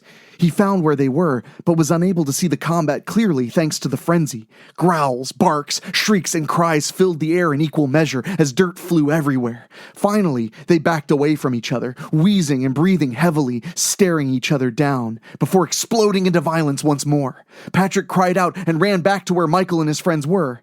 Once there, he found Michael was on his feet, Sean and Tommy by his side. "The workers are calling the police and arming themselves. Come on, let's get to safety," Michael told the boys. "But what about Picasso? He's still fighting that thing," Patrick stammered out in a worried tone. Michael looked at him, gulping a bit.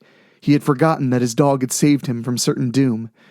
The man knew he had to get to safety, to get the boys to safety, but he couldn't just abandon his friend. Without any more thought, Michael picked up the shotgun and ran off towards where Patrick had come from. Patrick and the boys followed after him. They stopped once they got to where Michael was standing, clearly in shock. When the boys looked where he was, they too became shocked. In front of them stood Picasso, covered in dirt, wounded and weak. On the ground was the monster, the beast, El Chupacabra, defeated. The next morning, the kids lined up to get on the bus to take them back home. Patrick and his friends stood beside Michael, who was all smiles and warm spirits as he said goodbye and waved at the various children. Picasso stood next to them as well, bandaged from his fight. When it came time for Sean, Tommy, and Patrick to board the bus, Michael looked at them. His smile still there, but he now appeared weary. "Thank you, boys, for all your help," Michael told them. "Hey, it's thanks to you and Picasso that we were even able to be any help," Patrick responded, patting Picasso's head. "Yeah, but what happened? You sent us back to our room before the police or your workers came to help. Did they see the monster?" Tommy asked curiously as Sean nodded in agreement. Michael's smile faded, and he took a deep breath. "They didn't. I told Picasso here to drag the body away. When they were out of sight, I fired my gun and told everybody that it was a wolf. I said I shot at it and that it ran off afterwards." "But what about the damage to the barn and the wall?" Sean questioned. "I told them that the wolf and Picasso caused the damage with how violently they were fighting. As for the wall, well, a wolf charging at you at full speed and slamming you into a wall is going to leave some kind of an impact, especially considering how big I am. Besides, that was an older building, so its walls weren't as strong as the others. Anyways, after the police came and everything died down, I had Picasso show me where he took the thing and buried it myself," Michael explained. "Last call! All students on the bus! Pronto!" Mr. Osborne announced through a megaphone. Michael patted the boys on their respective shoulders. "Go on now. You don't want to be late." He smiled at them as he spoke. They smiled back and picked up their bags and started to walk towards the bus. When they got there, Sean entered first and then Tommy. Patrick started to enter the bus, but stopped. He turned around and waved at Michael again. Patrick's eyes then moved downwards to Picasso, and he smiled at the dog. The dog wagged its tail and barked happily at the boy. But as Patrick started to turn back around, he stopped. Something caught his eye. He turned back around and looked once more at Picasso, and his eyes widened in surprise and growing horror. Picasso's eyes glowed a deep crimson.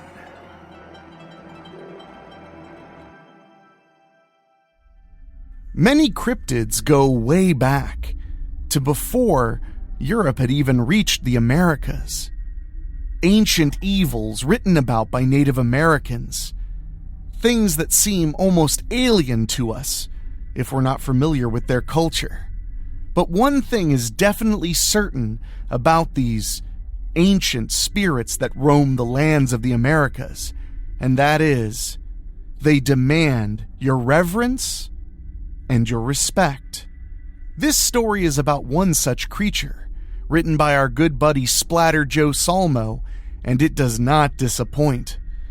Prepare yourself to meet Old Bones as he's waiting in a clearing in the woods just for you, after these quick words from our sponsors.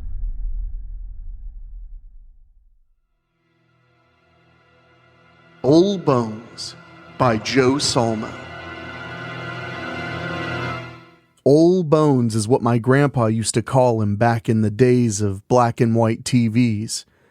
I've never seen him myself, but I was sure he existed. Nothing scared my grandfather. Nothing but Old Bones, that is. Most of the local folk will tell you they seen Old Bones here or there, but most of them are full of shit. For a while, one of them TV crews came in and filmed the town telling stories, but that's all they were. Shit, even Farmer Kendrick over on Route 70 had a story, and that son of a bitch never left his house. His fields were all overgrown like 70s bush. Our family, and the neighbors next door, we had a special deal, my grandfather said. Our lands butted up with the state forest, but Pappy called that his territory. He told us we could hunt in there, but we had to leave the first kill for Old Bones. Kind of a sacrifice of sorts. An offering so he would leave us alone when we were out there, as long as we didn't cross the markings along the creek. We would shoot a nice buck and have to leave it in the clearing. It pissed me off, but not enough to cross Old Bones. Usually a day or so later we'd find the carcass. Most of the meat gone, strung up in the damned trees of all places. Could it be a mountain lion? They are around, but rare, and I've never seen one in these parts. But I have seen the tracks of Old Bones left under the tree.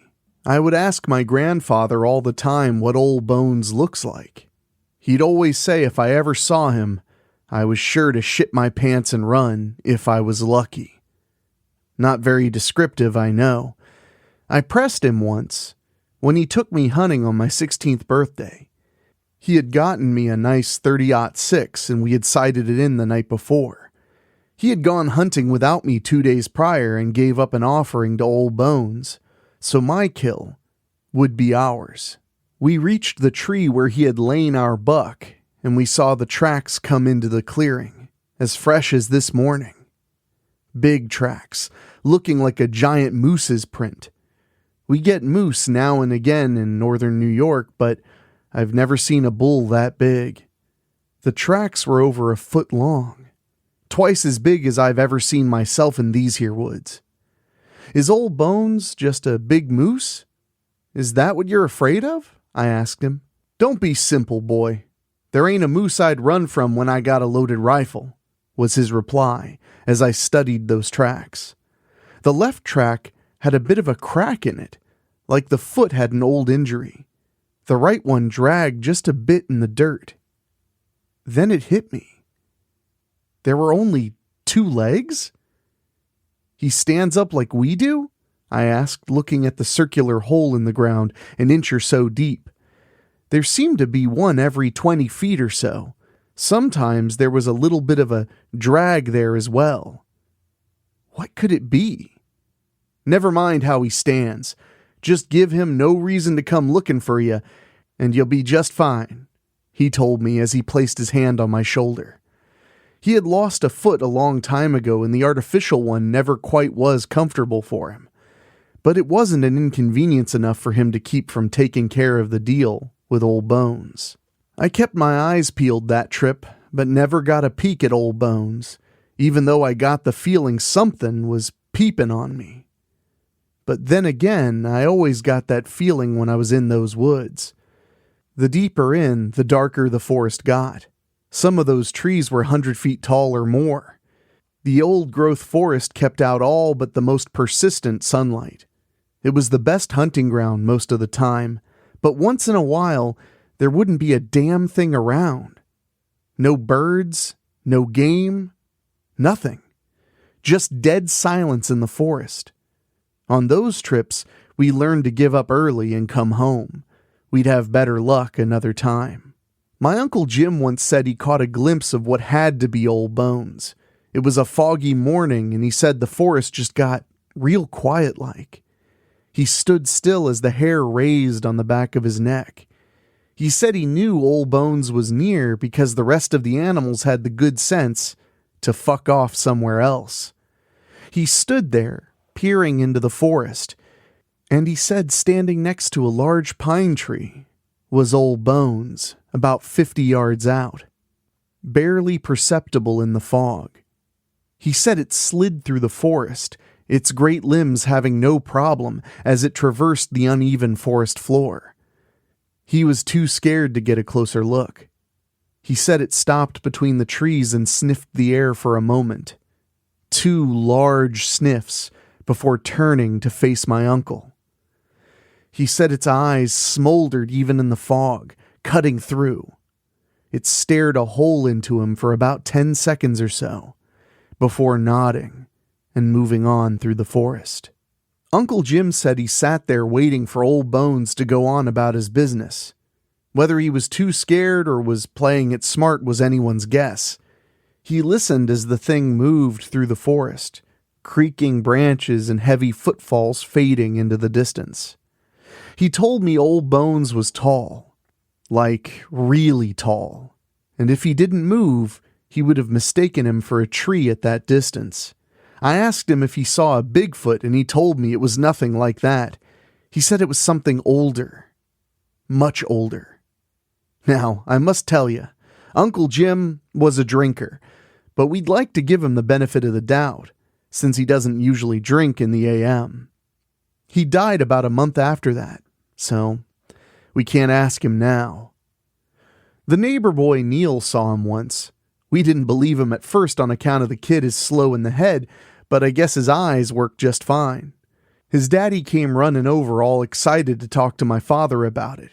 I watched him from the doorway to my room because it was past my bedtime. It was the 2nd week of deer season, but neither family had managed to get out there yet. He said Neil was out back of the house putting away his toys because a fog had rolled in, and his mother was worried he would get lost out there. Said it was standing there, next to the barn, looking at him, its eyes burning straight into his soul. Neil pissed himself and started to cry. I listened as he described Old Bones to my dad from Neil's account. It was almost as tall as the gable roof on the old 2-story barn they had. Said it just stared at him until his mom came out of the screen door looking for him. That thing hadn't been oiled in ages. The creak probably scared him off, if you ask me.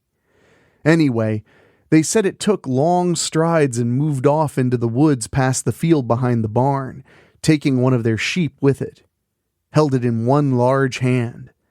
That was the last time one of our families didn't get Old Bones some meat on opening day, let me tell you. It didn't hurt to offer up some other times as well. It never went to waste. Old Bones always found what we left for him. Was it a creature or a man? I may never find out myself, and I think I'm okay with that. I was fascinated as a kid, but after everyone's stories, I think I'm good, you know? As an adult, I really don't want nothing to do with it. But that's not always my choice now, is it? I wanted to let you know that about 10 or so years ago, There was a couple of campers that went out there and went too far, crossing Old Bones Creek without any regard or offering. They really didn't know any better, mind you. Like they say, ignorance is no excuse. The search party never found them, but we sure did. Can you guess where? No? Up in the goddamn trees. I just wanted to let you know that you ain't the first. I looked over at the unlucky camper. He came to my door an hour ago seeking help because something got his friend out in the woods. I knew what it was. Old Bones. I almost felt bad for the guy until he told me his story. You cross the creek, you're fair game. But even that wasn't enough for this guy. You see, there are these totems out there that kind of mark Old Bones' sacred grounds. This guy comes to my door seeking help and says they burned some weird carved wood for warmth last night. It had to be one of the totems for sure. These dumb pricks. Now I gotta march this asshole back into the woods at gunpoint because there's no reasoning with him. Gotta get him to the clearing and let Old Bones take him. You got a second gear there? You're awfully slow, I said. I don't understand why you're doing this. If you didn't want to help me, I could have gone somewhere else, the camper said to me. You gotta learn. That's not an option. You know what got your buddy? It was Old Bones. And Old Bones has a certain way of doing things. And damned if I'm gonna be the one to cross him. I've heard too many stories about what happens, I explained. What's Old Bones? The camper asked. It's everything. It's older than the forest. It is the forest. It's an inescapable hunger that roams these here woods, I told him. Yeah, but what is it? The annoying fuck asked. Around here, we say it's a god. We revere it. We take care of its needs, and it lets us hunt his land to feed our families. It really ain't nothing personal. I gotta make it right with Old Bones. I don't hate you or nothing, I said to the guy. Don't hate me? You're bringing me out into the woods at gunpoint to feed me to something you call a forest god. Don't hate me, but you're gonna just kill me? The camper yelled. First of all, I don't like that tone. And second of all, I don't have no choice in the matter. Old Bones will want the trespassers who entered his sacred groves and disturbed his totem. You sealed your own fate when you crossed the creek, I said. Just let me go. I got $800 in cash in my wallet. It's yours if you just let me go, the camper said. I shook my head at his stupidity. That money is already mine. Old Bones has no use for it. Hand it over, I said, pointing the barrel of that .30-06 I got so long ago at him. He sighed and handed over the cash. What did we learn here today? I asked. He just stared back at me with anger. We learned to keep our mouths shut, I finished for him. We walked further down the path my grandpa walked all those years ago. I knew it pretty well, but he knew it inside out. It's a shame he's gone. He would have gotten a kick out of this camper's predicament. I could hear the sound of the creek now. We were close. Once we reached it, the path followed it south for about a mile or so. Then comes the clearing. What's going to happen to me? The camper asked now that he had calmed down. Well, Old Bones will take you and open you up, gobble up the bits he wants, and whatever's left he'll toss into the trees. Why he does that, I don't know. Maybe to feed the birds. They gotta eat too, you know. I explained matter-of-factly to the camper, whose eyes grew larger with every word. You're joking, right? He asked me. I stopped on the trail and gave him a look. What did Old Bones do to your friend? I asked him. It pulled him right out of our tent. It was dark. I just heard the screaming. By the time I found the flashlight, there was nothing but a blood trail. I followed it for a bit, but then it just ended, the camper said, forlorn. Did you look up in the trees? I asked him. Why the fuck would I do that? He queried. I bet that's where Old Bones stuck him. Had his fill and tossed him to the clouds, like the early season stags we leave for him. Your friend is up in the branches, I'd bet you. Well, I'll bet you $800, I joked with the camper. You're demented, you know that, right? There is something off in your brain, the camper said. I smacked him with the barrel of the rifle and pointed it down the trail. For a second, I thought he was going to try something, but he gave up and started walking off. Why should I keep going? He said defiantly, and stopped in the path a moment later. I'm gonna die either way. I'd rather get shot than ripped apart, he reasoned. Well, it ain't your choice, son, I explained, and pointed yonder with the barrel of my gun. The clearing was just ahead. He looked like he was going to make a run for it, but I kept the barrel pointing right between his eyes. I figured he was bluffing anyway. I took him for a coward, and $800. Get on in there by that stump, I commanded him. He waited a second or so before following his orders. I took the rope from my pocket and followed him over. I tied him up against the stump, eyeing the carvings on it. Grandpa said it was the natives that lived here a long time ago that carved into the stump. It sure was weathered enough. Grandpa said the carvings tell how to leave offerings for old bones. It's how our family figured it all out. Live food gets tied up, but the dead won't run away. I've never left live food before, but there's always a first time. I remember my grandpa telling my father how to do it when we came across a stag with a broken leg. It was crazy to try to grab the thing, but it had to have been struggling for days and was just tuckered out. We got it to the clearing, then they told me to leave, to go home and tell Mom they'd be back soon. I can still see my grandpa pointing to this very stump and explaining to my dad what to do.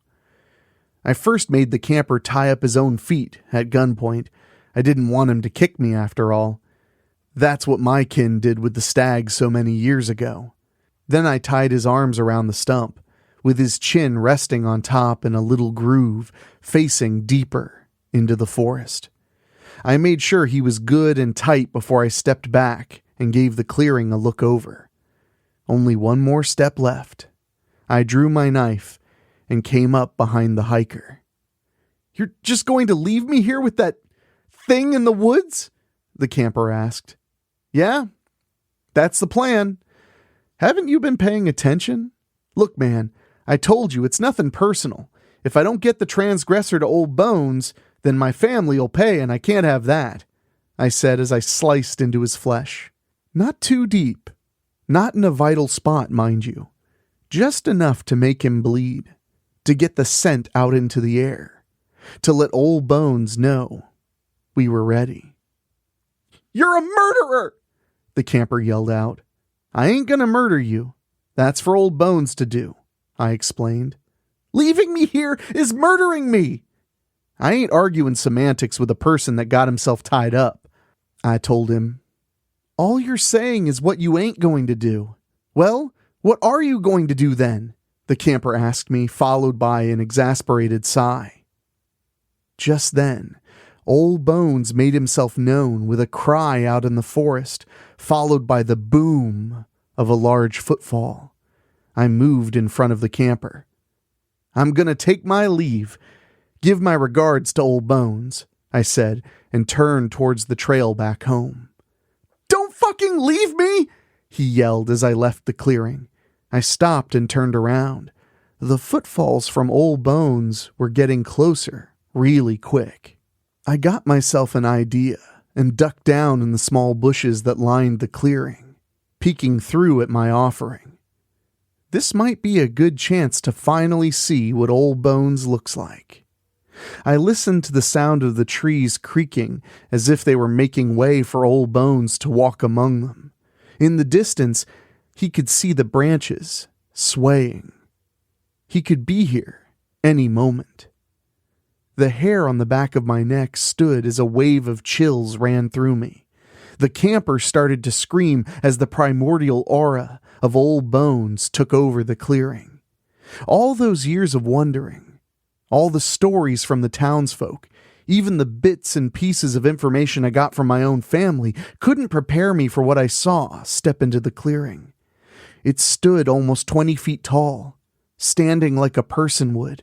Thick muscles adorned its body. There were parts where white bone was exposed in holes in the flesh. Its huge feet were cloven, just like the prints I had saw so long ago.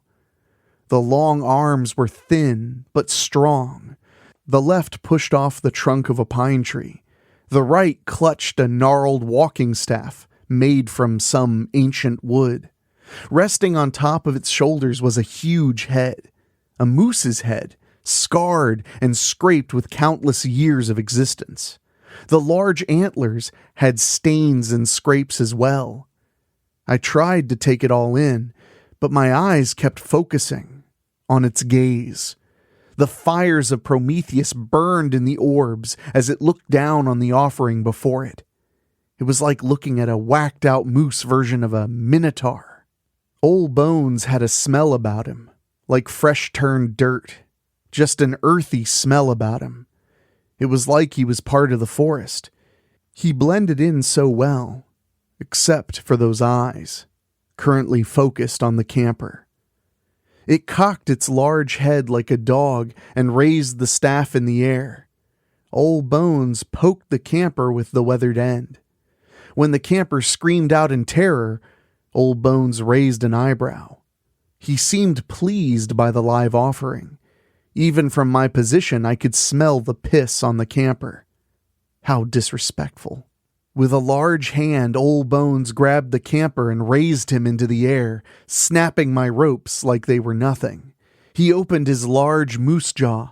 Inside weren't the teeth of a moose, but sharp fangs of a carnivore. It bit off the camper's head in a snap, and I nearly lost my lunch. I would have been sad, too. My wife makes a mean chicken salad. I watched as blood poured out the side of his mouth. He chewed on the head for a few seconds and swallowed. He huffed twice into the air. With a pointed finger, he dug into the chest and ate the organs by dumping the chest out all over his head into his mouth. A lung missed and splattered on the ground. It exploded like a water balloon. I retched and tried to keep it down. Old Bones must have heard me. Our eyes met for a second. The eons of burning earth before it had cooled branded my brain. I felt the ebb and flow of the magma below the crust. I thought I was going to die, that Old Bones was going to kill me. My own stupid need to see him was going to do me in. He tossed the camper's corpse into the air. It landed in the branches of the large pine trees. He picked up his staff and took a step towards me. I didn't have it in me to move. I was just trying not to break down. He took a massive step and was now in front of me. Mortal, Old Bones muttered. He commanded my attention. His voice came from nowhere, but from everywhere at the same time. The ember stare burned into my head. I thank you for the offering. It has been some time since I have had flesh of a man. I think I would like some more. I forgot the taste of the arrogance of the young race. We need to amend the deal. It spoke into my brain. No, humans are hard to get a hold of, and it's wrong, I replied. I can't do it. Shame, mortal. If I do not receive a live offering of man flesh by the longest day of the year, then I shall take my payment from the farms. Anything else, please, don't ask this of me, I begged. I have spoken, Old Bones said, and turned from me. He walked into the woods without another word. I looked at the camper in the trees, almost envying him, if I was being honest. Now I had to go home and explain to our families the new terms. We dare not go against Old Bones, not if we want to protect our loved ones. At least now I know what Old Bones looks like. If only I had left the clearing, I never would have seen Old Bones or interacted with him. Everyone that has seen Old Bones has had to pay a price, and mine will be paid in man flesh. Well, my spooky friend, it looks like you've survived 5 terrifying stories of cryptid terror. For now. But make sure you keep an eye out when you're hiking in the woods or heading up a trail that maybe you don't really know. And who knows where it may lead. I'm your host and narrator, Enrique Couto, and I want to say an extra special thank you to our Patreon podcast boosters, folks who pay just a little bit more to hear their names on the show, and they are Bobbletopia.com, Megan Hua, Julia Kirsch, Brent McCullough, Gino Lyons, Steve King, Karen Weemet, Jack Kerr, and Craig Cohen. If you want to join them, go to weeklyspooky.com and click on Patreon. For as little as $1 a month, you can guarantee that the spooky keeps going and going. But now it's time for me to retreat until the next time. For our executive producer Rob Fields, our producer Dan Wilder, and our composer Ray Mattis, I will talk at you very soon.